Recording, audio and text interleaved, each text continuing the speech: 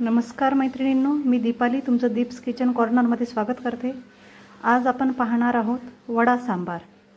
त्यासाठी मी 3 वाट्या उडदाची डाळ आणि 1.5 वाटी तांदूळ असं प्रमाण घेतलेलं आहे। ते सकाळी 2 ते 3 तास भिजवले ना, आता मी ते मिक्सरमधून फिरवून घेत आहे। आपली उडदाची डाळ मिक्सरमधून फिरवून झालेली आहे। आता आपण तांदूळ पण फिरवून घेऊया। पहा, तांदूळ आपण काढून घेतलेले आहे। आता हे डाळ आणि तांदूळचं वाटण आपण एकत्र करून घेऊया। पहा, मी 2 ते 3 तास डाळ आणि तांदूळ भिजवल्यानंतर ते लगेच मिक्सरमधून फिरवून घेतले।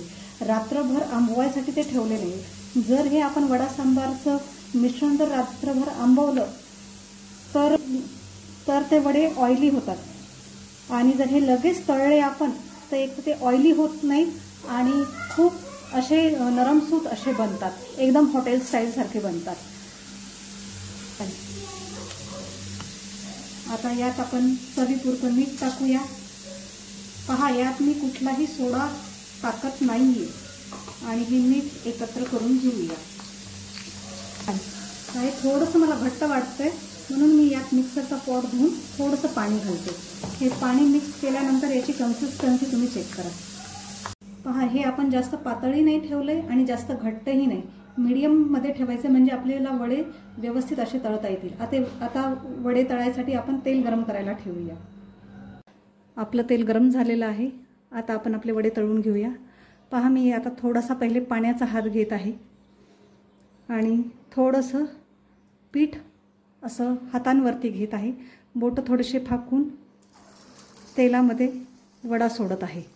अशाच पद्धतीनं सगळे आपल्याला वडे टाकून घ्यायचे आहेत। तुम्ही इथे साच्याचा सुद्धा वापर करू शकता, पण साच्यापेक्षा मला हातानेच पटपट जमते म्हणून मी हातानेच बनवते आणि साच्याचे खूप मोठे बनतात, तर हे साईजनेही छोटे बनतात। आता याला आपण पलटी देऊया।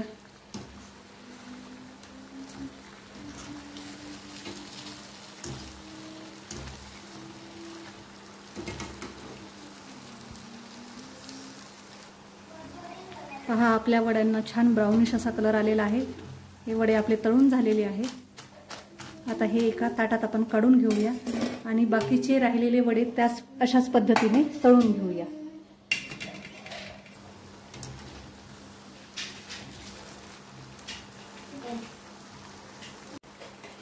आता हे वडे आपले तळून झालेले, हे पण आपण ताटात काढून घेऊया। पहा, आपले वडे अजिबात ऑइली झालेले नाहीयेत, माझ्या हाताला थोडं सुद्धा तेल लागलेलं नाहीये। आता हा तोडून दाखवते मी तुम्हाला। बघा, आतून सुद्धा किती सुंदर असे झालेले आहेत आणि पहा, स्पंजी सुद्धा झालेला आहे आणि असा नरमसूत सुद्धा झालेला आहे। हाताला नरम असा लागतोय। आता आपण सांबार बनवून घेऊया। आता आपण सांबार बनवण्यासाठी कढई गरम करायला ठेवलेली आहे। त्यात 4 चमचे आपल्याला तेल घालायचं आहे।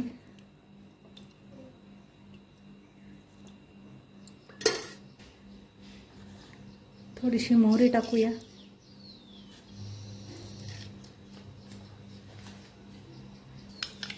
मोहरी छान तडतडली आपली। आता त्यात थोडंसं जिरं आणि 1 बारीक चिरलेला कांदा घालूया।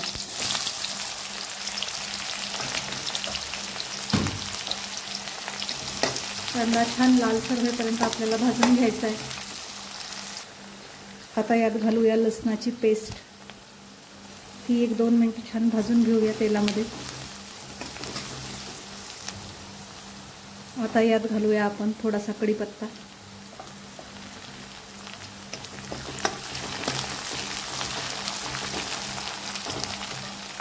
तसंच अर्धा चमचा हळद, 1.5 चमचा लाल तिखट आणि 1 चमचा धनेपूड। हे सगळं व्यवस्थित मिक्स करून घेऊया।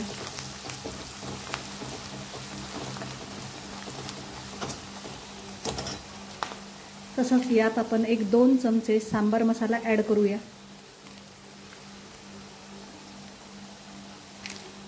हाई तेलामध्ये छान भाजून घेऊया।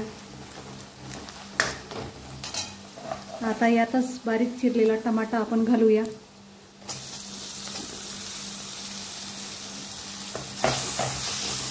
टमाटर सॉफ्ट होईपर्यंत आपल्याला शिजू द्यायचं आहे 1-2 मिनटं। तुम्ही यात बाकी भाज्या पण ॲड करू शकता, जसं की बटाटा, शेवग्याची शेंग, फुलगोबी। मी इथे बाकी भाज्या ॲड करत नाही आहे, तुम्ही ॲड करू शकता। आता यात मी 1 वाटी तूर डाळ कुकरमध्ये शिजवून घेतली होती, ते वरण यात घालूया।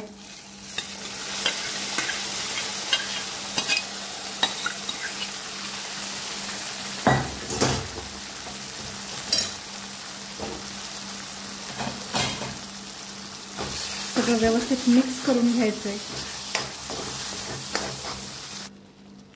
यात आपण थोडंसं पाणी ॲड करूया, जरा जास्त घट्ट झाले आहे, पतलं करून घेऊया। सांबार नेहमी पतलाच असतो।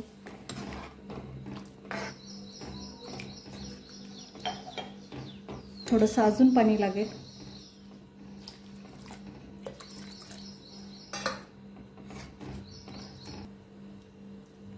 यात घालूया आपण चवीपुरतं मीठ।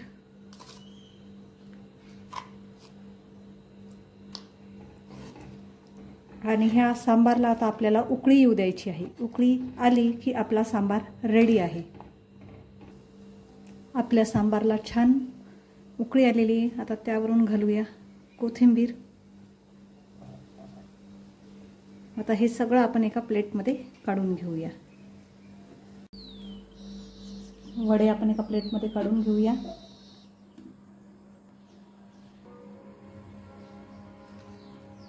या वड्यांवरती सांबार टाकून घेऊया।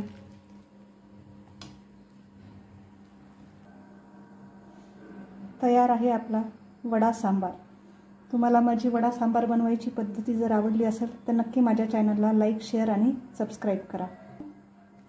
Thank you.